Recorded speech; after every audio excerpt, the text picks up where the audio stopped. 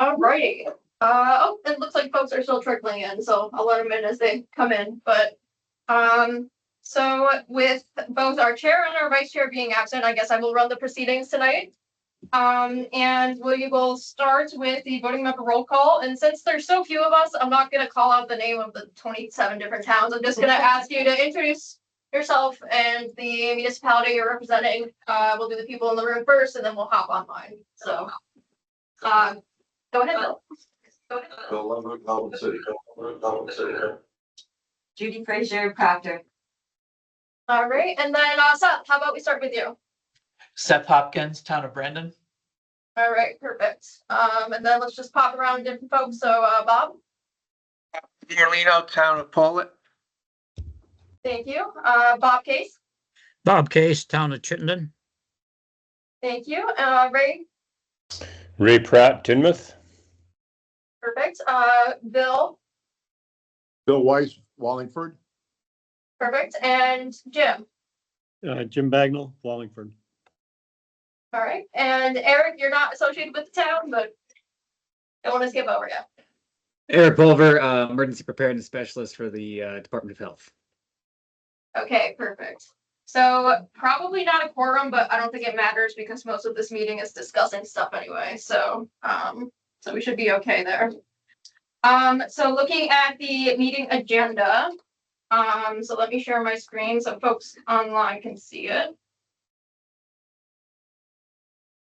So I would make one small edit to the agenda, which is, and this is just me being type A, but I'm going to swap the regional plan 2026 and have that discussed first instead of the binary blizzard update, just because it doesn't really fit in with the other emergency management stuff. Makes more sense to me. I don't think anyone has any objections to that, but so if we how do we do it when we agree by consensus? Do I just like ask for the, I don't remember, it's been a while. To approve the agenda? Well, yeah, but we don't have a quorum, so it wouldn't be an official motion. It'd be more like it was agreed by consensus. Yeah. I'm good with it. Okay, so I guess I will do it as, oh, still got people trickling in here. So unless I hear otherwise, I will assume that it has been agreed by consensus that we approve the agenda with that small edit with the regional plan being discussed first. Okay. And then the March 19th, 2025 minutes. So, oh, looks like we still got folks trickling in. Yep. So, did anyone have any comments on the minutes? Any edits that are needed? Anything like that? Okay, hearing none, I'm gonna assume that we're good with the minutes as they are, and we agree by consensus that that these are the final minutes for March 19th, 2025. All right, then open to the public. So no one from the public here. So we are not close to the public. And then REMC representative reports. So Bob, why don't we start with you, Bob Merlino? Hello there. Did you want to start with the LEPC report? Yes, please. Yeah, okay. So very short report. The last time we were together, I gave you all a summary of the new, not so new, but the new Vermont LEPC and what our requirements were and what we needed to do. And one of the more important things we needed to do is to come up with the emergency plan for the state. So when we had 13 LEPCs, we had each LEPC had its own emergency plan. Now we have a statewide LEPC, one LEPC for the whole state. So now we have to come up with a state emergency plan. And I had found a template for the state of Oregon, which we're using, and it's really, really helpful. Saved us a lot of time. And the long and short of it is it's nearly done. I would say we're probably 80% there. We have an LEPC meeting scheduled for July 18th, and I plan to if not have it 100% done, have it 98% done by that time, and we will review it in the LEPC meeting that day, and hopefully we can roll it out. And the next meeting we have here, once it's approved and rolled out, I can spend a few minutes going over it with this group.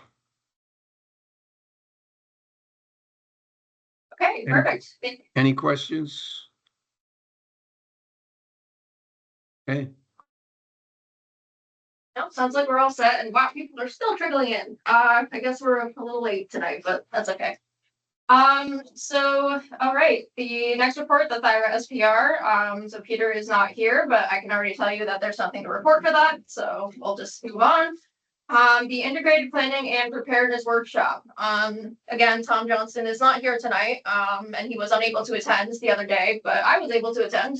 So I can give a brief report. And so the Integrated Planning and Preparedness Workshop, as a refresher, is an integrated preparedness plan is something prepared by the state on a yearly basis and submitted to FEMA, showing what sort of trainings and exercises and planning and equipment we'll be using and needing over the next 3 years.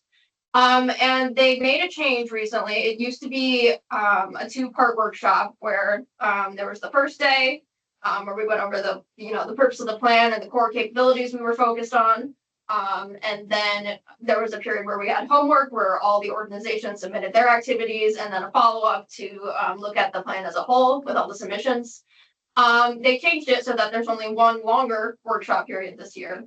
And that was pretty interesting. So they had everyone in one large group chat, and we essentially all contributed to the plan together in real time. And it was mostly the state agencies that did the talking. I don't think the RPCs really contributed much to it, but there was some good chemistry going on there between the different state agencies. So the core capabilities that we were focused on was shelter and mass care, operational communication, public information and warning, and cybersecurity. And part of that is, related to binary blizzard, if you think about what the purpose of that exercise is.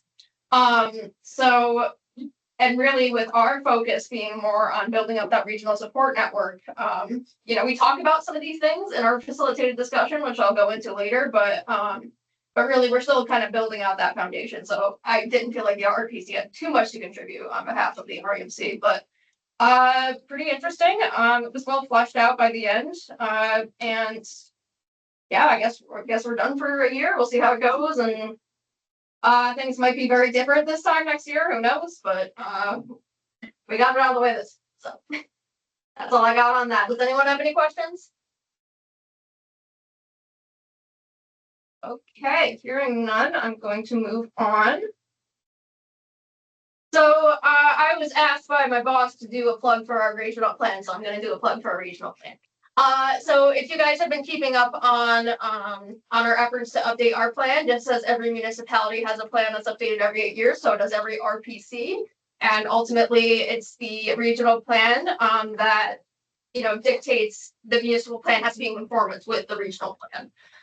So we've been working on this for a while now. We are now in phase 3 of engagement, which we are calling alignment. And the reason for that being that we're doing kind of our final, pre-flight check, making sure that the things that we have in the plan really align with what makes the region a great place to live, work, and play.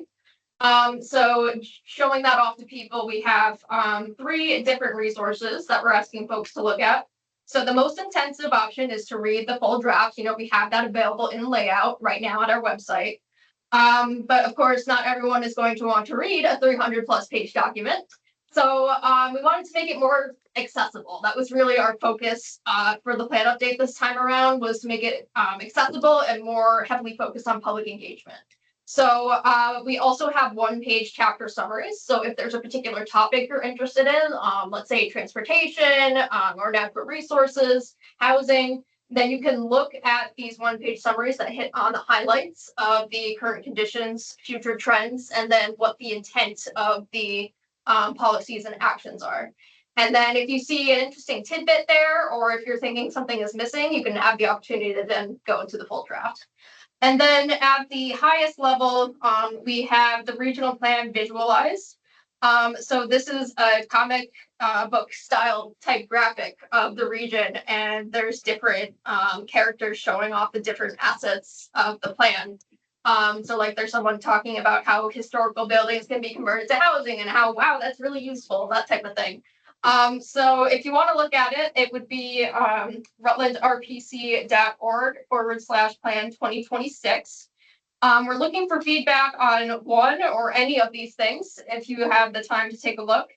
And if you contribute to our feedback poll by June 30th, 2025, you can enter for a chance to win a $250 Visa gift card.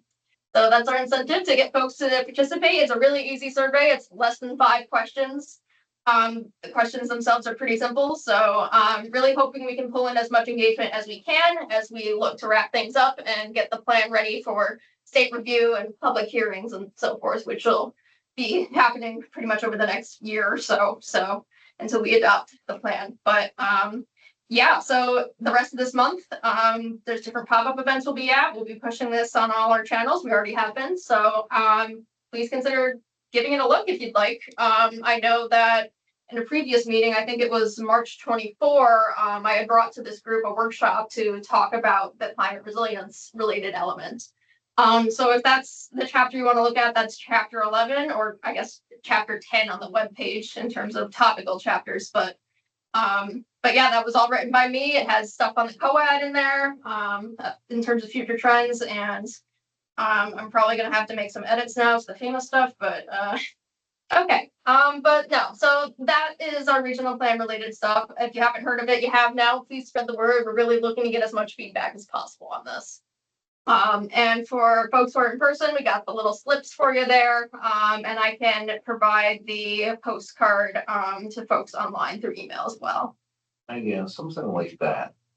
Like by LEMP, there's areas in your plan that I don't have.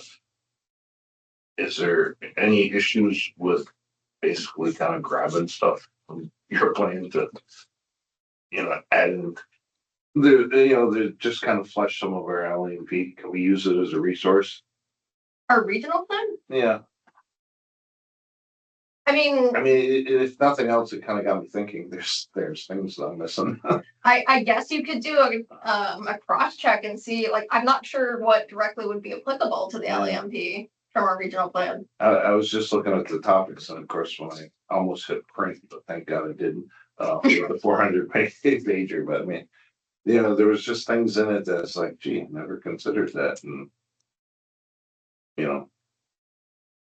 might be worth taking a look at. I would have to take a closer look. I'm not sure there's a direct linkage there, but it's certainly a good thing to keep as like context for because this is for ultimately guiding community economic development, right? So like that's the balancing of the social and cultural, the economic, and the environmental priorities in the region.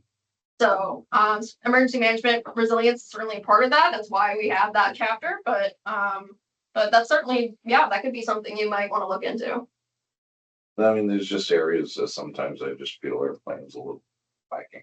Mm-hmm. Of course, Billy Jones is probably going, no more. Well, as far as the LEMPs go, I think we still have 8 towns that have to turn them in. So that was going to be another part of my plug later in this presentation. But yeah, so I guess I probably shouldn't move on quite yet. Were there any other questions or comments before I moved on, folks?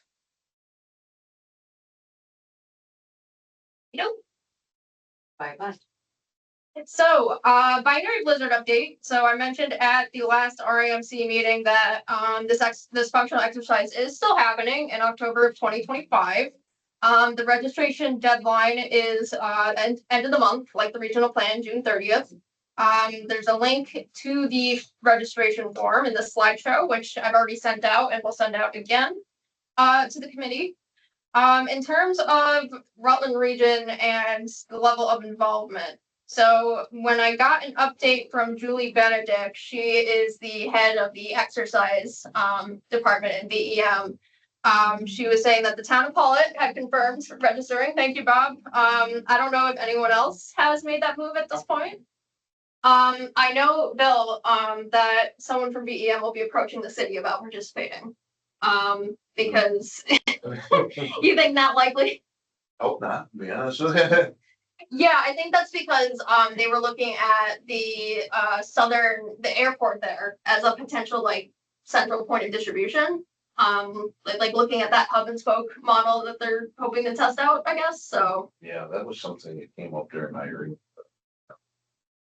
okay, yeah. So I don't know. There were a couple of towns that said they wanted to participate. I think Brandon was among them, question mark, Seth. I don't know if you thought about Binary Blizzard in a while or not. Haven't thought in a while, but yeah, I think we had sent in some preliminary interest, and I'm happy to fill out the registration. Thanks for the help. Yep. Yeah, no problem. And like I mentioned in the last meeting, at least the RMC has been backing off on that a little bit to focus on our emergency support network building efforts. But I'm certainly not going to dissuade the towns from participating if they think that will be useful. After talking with VEM, it turns out that the only role the RPCs will have is to do a local liaison run, essentially, and not much else, which I don't find very useful. So I do not anticipate the RRPC being involved at this point, unless, I don't know, Bob, you desperately want me to be in the playing field. But it's, yeah, I thought we would have more of a role than that. Yeah, no, it would be, it's unfortunate that they don't have you more involved, but if you only have one or two towns, there's probably not a whole lot for you to do. But let me put a plug in for this this binary blizzard exercise. We've attended, I think they do this every 2 years, I believe, and we've done it in the past 10 years. We've done it twice. We just, if those of you who don't know how this works, this exercise goes on for days. I don't know if it's a whole week, but it's certainly a lot of days. You can pick how many hours or days you want to participate. So what we typically do is we take a 4-hour block on one of the days that they're running this binary blizzard, and we open up our EOC. We bring the team in. This year we'll bring the team in. We'll open it up. We'll send communications to the State Emergency Operations Center and request assets from the state. So it gets everybody on your team used to how this would work in a real statewide or regional emergency. The other thing we'll do is, we have our shelter and our EOC are in the same school building. So we'll open up our shelter and maybe we'll have some people, we'll get some people to come in and sit down on a cot or something, but we'll have our shelter team there, and they can learn, they could remind themselves how to fill out the forms for the shelter. And so it's a nice exercise. We only do it for 4 hours, so we might start at 5 in the afternoon and go to 9 at night, and everybody gets to understand the communications part of running your EOC. Yeah, thank you, Bob. That was a really good rundown. One quick clarification I want to make is that Binary Blizzard will only be one day. I It's only believe one day? yeah, I believe it's it starts at 800 hours in the morning and ends at 20 in the evening, so 8 a.m. to 8 p.m. Which is still a lot for some folks. So again, totally up to your town at this point if you think you have the capacity to take that on with the few resources we've developed in preparation, but just know that the RPC will most likely not play a role, which is, I agree, unfortunate. But that's a whole separate conversation I won't get into right now. Okay, so Vermont Emergency Management Conference 2025, guess what? It's in our region this year. So y'all don't have an excuse to not go. So it is this year from September 4th to the 5th, from 9 a.m. to 4:15 p.m. both days. It is at the Killington Grand Hotel. Registration is now open, has been open for a while. I think will be open for a little longer here. And so if you recall, the REMC can typically fund, one night in a hotel for one member. So this year only, we've received an extra bit of funding that allows, two separate individuals to stay one night each at the hotel. It's some weird, technicality of the contract that we can't have one individual stay 2 nights. It has to be 2 separate individuals. I don't know, the technicalities behind that, but so we could have, for instance, Bob, if you wanted to come up on September 3rd and stay the night from the 3rd to the 4th, and then we had someone else, maybe Judy, I'm just throwing your name out there, staying from the 4th to the 5th, we could do that. So if you're interested in that, please contact me by July 28th so I can get your name in the form and we can get that squared away. There is no attendance fee and breakfast and lunch is included, although you're responsible for getting dinner. And as usual, there will be the Emergency Management Director of the Year nominations. So that's due July 9th, a little earlier than it has been in previous years. And there's more information on the BEM website that I have linked. But they are, I believe they just closed off the call for exhibitors and for sessions today. So I don't know the lineup of that yet, but if you recall that last year the Chittenden Reservoir Group presented at the conference when it was in Fairleigh there at the resort. And that was something that was pretty well attended, got pretty good reception. So yeah, it might be worth looking into, especially with it being in our home field. I'm pretty excited for it. Yeah. So It's about time they move something down. yeah, really? Yeah. Feel that. But speaking of activities for the year, so looking at that schedule that I sent out at the beginning, I guess it was closer to the beginning of the calendar year at this point. Oh, Bob, go ahead. Did you have a question? Putting in a plug for this, for that preparedness conference. Again, I've been to many of them. And if you've not been to one, I would strongly urge you to attend both days or even one day. A lot of good 45-minute, I think they are 45-minute classes or discussions there. You can bounce around to different areas and different subjects. So it's really worth the time. Yeah, I would agree with that. And that's at the Killington Grant. I mean, I've been there for different events. The facilities are really nice. If you want to stay for a night, I mean, go ahead. We have the funding for it. So that's definitely an incentive as well. But thank you, Bob. So going back to the schedule of EM activities for the rest of the year. So I guess the rest of the emergency management fiscal year. So in July, we're looking to do a hot weather seminar. We're going to keep it a little more low key over the summer because we know everyone's schedules are all over the place. In August, we will have a spontaneous volunteer management plan workshop. And this was something that came out of, if you recall, last year, our September 2024 meeting. This was one of the topics we discussed as something that we don't have a lot of knowledge in or support for. So I want to plug that opportunity to address that. And then in September, we have the next REMC meeting, of course, and also we were going to do the, so Jan in Chittenden has a really good example of like a checklist of things you can go through in terms of recording stuff for public assistance. We might have to pivot on that, but that was the original plan. And if we end up dropping that, we'll have something else. But that's the initial look at the schedule for the next few months now. So. Okay, update on the REMC and the COAD. So, this is something that we discussed pretty in depth during the last meeting. If you need a refresher, essentially what we're looking to do is have facilitated discussions with each of our towns in various sub-regions to figure out trends and municipal needs before and during a disaster event.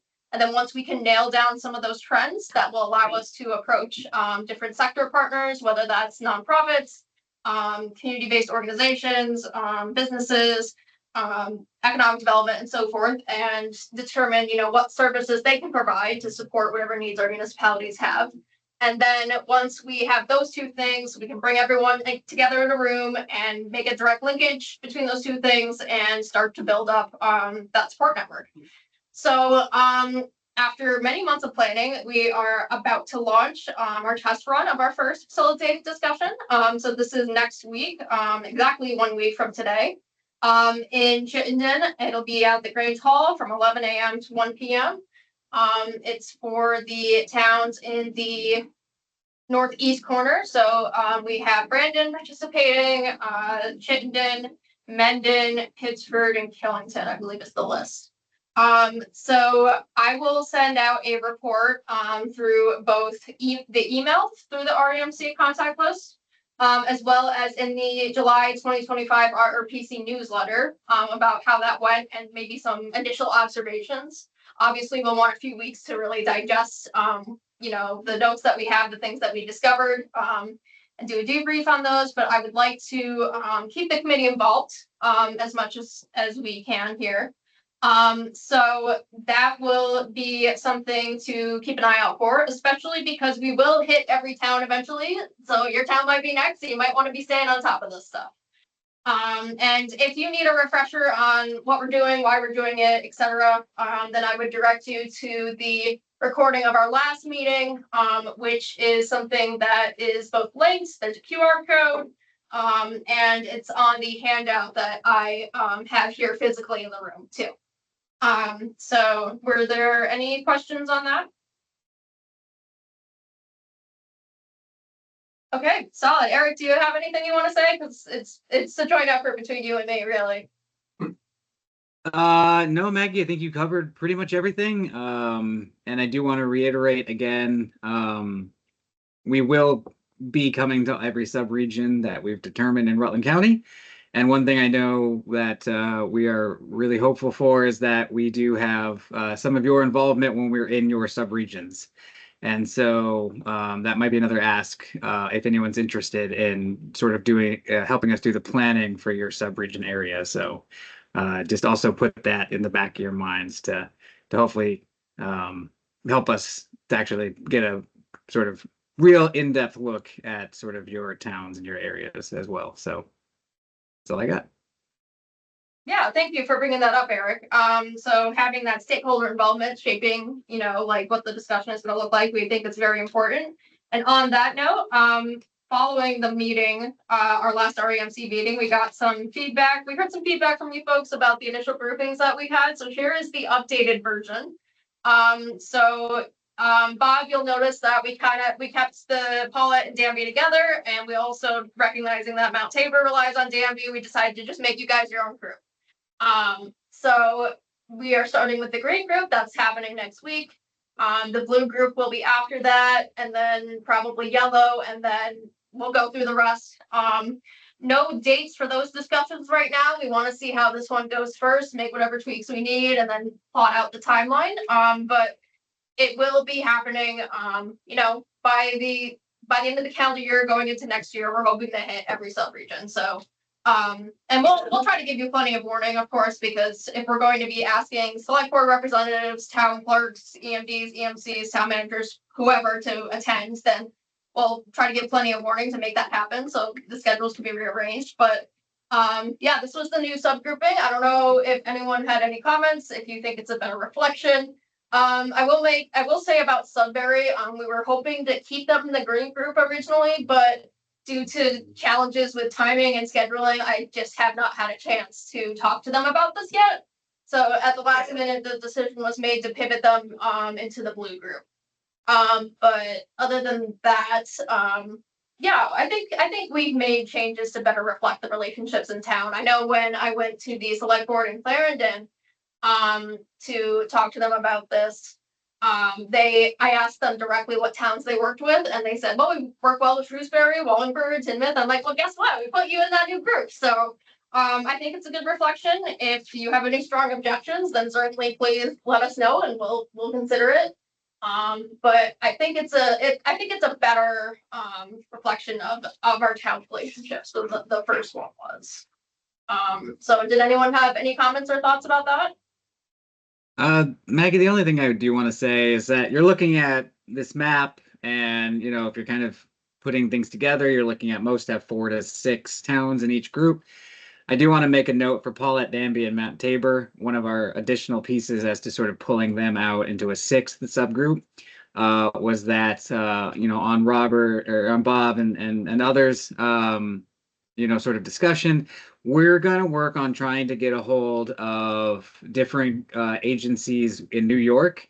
I already currently have permission from my district director to talk with the public health department across the state line in New York. And then we're going to be, you know, pulling like, you know, hopefully Manchester from Bennington County as well. And so if you're looking at it and you're like, that's a really tiny group with, you know, 3 smaller towns, the reason for that is just the needing to go to New York and also, you know, down south into Bennington County as well. So just wanted to put that note out there. For New York, I don't know whether you're going to work with the state or the New York County, but Washington County is the county that Paulet, Wells, Poultney, Middletown Springs. That is the county that does our dispatch for EMS and fire. So we have that connection with them. We also do a lot of mutual aid over the state line, and they come over our line.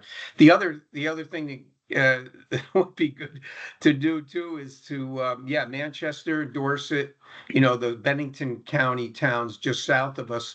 We do a lot with those towns, as does Danby, by the way. Yep. So we wanted to make sure that we were able to actually sort of do this more holistically and get a hold of the towns that you will actually probably be, you know, most likely to go to first before you know, start going north and, you know, obviously up to Rutland City. So yeah, and we on terms of the town in New York, so mostly Paulet, Wells, and even Poultney, we deal with primarily Granville, New York. Yep. Yeah, So my plan is to talk with probably just the county public health, and then sort of get use their knowledge to sort of expand that into, you know, their county emergency management and into Granville and stuff. So it's a little more complicated on the county New York side, that we've got all sorts of different agencies I've got to work my way through and talk to and possibly invite to some of these too. So anyway, I just wanted to make that note. If you're looking at that smaller subgroup down there, there's just some additional pieces we got to put in place. Thanks. Yeah, that was a good note to make, Eric. Thank you. We briefly thought about expanding the map to include that, but then we realized that could get out of control very quickly. So that's why it's limited to just the region. But like Eric mentioned, there may be other players depending on where you are in the county. And we'll take that into consideration as we're planning these. Okay, if there's no other questions, I'll move on to our last topic. I know it's just been me talking at you guys' faces. Thank you for hanging in there. So the local liaison retraining session, we actually had pretty decent attendance at that event last month. And the reason why I held that event is because there is a local liaison drill happening later this month. I won't give the exact date because I still want to keep it that element of, I guess surprise would be the best word to use, but just know that it's coming before the end of the month, and I will be the one conducting the outreach. So it'll be like an actual event where BEM will activate the local liaisons. That's usually me. And then we will reach out first through email and then through phone calls. So BEM has informed us that a handful of towns in each region have been chosen to provide specific details about the scenario. Because really this is meant to be more of a practice for the situational awareness unit in BEM to like map their information and make sure they have everything the way they should. So for the rest of the towns, I'm going to assume if you haven't heard from BEM at this point, then you were not among those chosen for that, and you can just give me whatever information you want when I ask the questions. So I got that today. Oh, you did, Judy? Yeah. Okay. Oh, yeah. It was very confusing. How so? I mean, it was like a big spread, if it's the same Huge, thing, yeah. big, huge spreadsheet, and it said you only don't respond if you're in red, and hardly anybody was in red. So it's like every other single town in the state of Vermont, every county. Yeah, I just tried to pull it up for some reason. Oh, you got it too, Bill? And then it tells you what you say, and then you could ad lib it said, so I was just like, Well, actually, could they ask you these questions when they're on the phone and you just read it? well, yeah, that's kind of it. Like in our case, it was, you can make something up, you know, we have no issues. Where I got it first was through the career chiefs in the state. And Aaron Klett was questioning it because he's up in Williston. He couldn't apparently expand it out because he's reading it on his cell phone. Right. It's much better on a Right. on computer because it gets very large. And, Yeah, Interesting. I Okay. got it from, who you just mentioned. yeah. Just mentioned her name. Julie? Yeah. Yeah. Okay. All right. So that's good for me to know, I guess. I mean, I So send for you a the surprise. copy. I can send you the copy we have, just so you know what they're gonna put. Honestly, I might ask you to do that, because I'm curious now to see how they did this. Cause it's supposed to be next Wednesday. No. Well, if anybody participates, they got all that. If they got the information, the Right. planted information, yeah. Even but- the times are on it, even. Yeah. Uh, I don't know. Okay, well, cat's out of the bag now. So It's on the transcript. for everyone who didn't get that information, though, the cat is now out of the bag. Sorry. That's all right. So the main thing to know is it's the exact same day as our facilitated discussion, because of course it is. So if I'm going to give phone calls, it's gonna happen in the afternoon and the evening. So anyways. I just took it as, well, if you got it, if you're on that list and you were in red, you got it. So you're talking a number of people. So I figured we all got it. I don't know. Bill, I think you're on the line. Bill Jones. Can you explain? I thought he was on the line. Maybe he's not. Maybe she accident. Yeah, so Bill was on here for a little bit, but he's not on here now. So, interesting. Okay. Well, anyways, so that's coming. Keep that in mind. So also a few other things to keep in mind. So in a real event, so I am primarily the lead who reaches out to folks. And the reason why I'm bringing these 2 bullet points up is because they're key to know for the drill. And just in general. So, I'm typically the lead. But let's say I'm absent and we're activated, then my boss, Devin Neary, is second in line, and he would be the one conducting all the outreach through both email and phone. And in the unusual circumstance where the both of us are absent, then Stephanie Burke is third in line for that.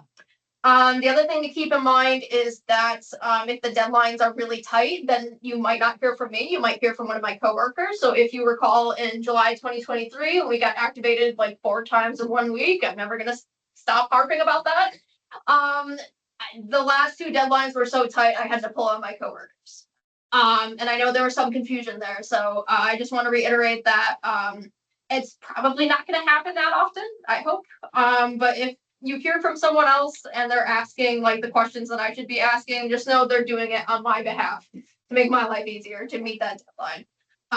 So, and they should tell you that in the scripts. I do a training with the staff once a year to refresh their memories on that, but that's something to keep in mind for the towns. Oh, Jan, you are here. Yeah, go ahead. I'm here. For some reason, my camera's not working, so I'm sorry you can't see me. I just looked at the local liaison exercise simulation request from Julie, and I believe it went out to all EMDs statewide. I don't think it was supposed to. It's addressed to DPS.allEM directors, local liaison exercise simulation request. I could have sworn she said that that was only getting sent to like a handful of towns in each region. My guess is there may just be a handful of towns that actually are going to have information for them to record. But Yes. the rest of us all say ad lib. Interesting. Okay. So you know. See, I thought they were going to keep that the date element of it a surprise, and that people who weren't getting the towns were just like gonna ad lib on their own. But that's interesting. Okay. All right. Well, thank you for clearing that up, Jen. Okay. The other thing to keep in mind is, so the main reason why I had a retraining session in the first place is because the reports have changed. So some of you were present for this, but to recap, So the reports used to be 6 sections long, covering things like status, life safety, and then looking at residential damage, road and infrastructure damage, shelters and EOCs, and also business and cultural. With the revision to the local liaison reporting process, the reports have gotten shorter, so they were basically half of it was taken out. So we no longer have to report on residential, roads and infrastructure, or business and cultural. And this wasn't taken out indiscriminately. There was a reason for it. So residential, the idea being that people in theory, if they have residential damage, should report to 211. So they're already receiving that information through that avenue. Roads and infrastructure, for the Agency of Transportation, uses Survey 123 for that. With the caveat that it is for state routes and roads only. So if you wanted to keep tabs on local roads, you would have to use that Waze app that I talked about. And if you have any questions on that, I'd be happy to connect with you further offline. And then business and cultural, same deal. It would be reported through Vermont 211. So the reports themselves, when I ask you the questions for the drill, it's might be shorter than you remember. I might not be asking as much. I guess you're getting a full blueprint for it anyway. But just something to keep in mind is that that process has changed in terms of the content of the reports. So it won't be nearly as long or as much of a pain to provide me information. So. And for folks who were unable to make the retraining session, or if you have any questions, you want more details, more context, I have a nice set of slides that goes over everything. Please contact me. I would be happy to share those with you. And now that you know exactly what is happening, you have a week. So do that soon if that's something that you want more information on. But okay. So with that, we're pretty much done. I just wanted to give a bunch of updates on things. Hopefully we'll have something a little more interactive next time, but a lot of exciting stuff going on right now on the sidelines that we'll try to keep folks informed about. We didn't have quorum at the start. We might have it now with how many people have trickled in. So, and Jan's here now, so I don't know if we want to try to make a motion to end the meeting or what we want to do, but. Oh, Mike is not there. No, he's not. Actually, I started the meeting without the both of you, so I kind of had to take over on that. But yeah, next meeting, September 17th, 2025 at 5:30 p.m. Same place, Microsoft Teams, and here at the RPC office. And like I said, I'll keep you guys in touch with developments about the co-ad and other things as they come on. So. Could we have a motion to adjourn this meeting then? We may as well do one just in case. I don't know if I can like switch like that though, like during a meeting. I don't know if that's like proper. Yeah. Properly. Yeah, I don't know. Let's do one just in case so I at least have names. And then if I determine that like, oh, we shouldn't have done that, then I'll just say it was agreed by consensus. So go ahead, Jim. Is there a motion to adjourn the meeting? I'll make a motion. Thank you, Judy. Is there a second? I'll second. Thank you. Is there any further discussion? I'm not sure what that noise is, but all those in favor of adjourning, please say yay. Yay. Opposed? Okay, meeting is adjourned at 6:13. All right. Thank you so much, folks. I appreciate you coming out. Have a good rest of your evening. Enjoy the nice weather while it lasts. Okay. Good night. Yeah, really. Like, anybody want to quit? Yep. Yeah.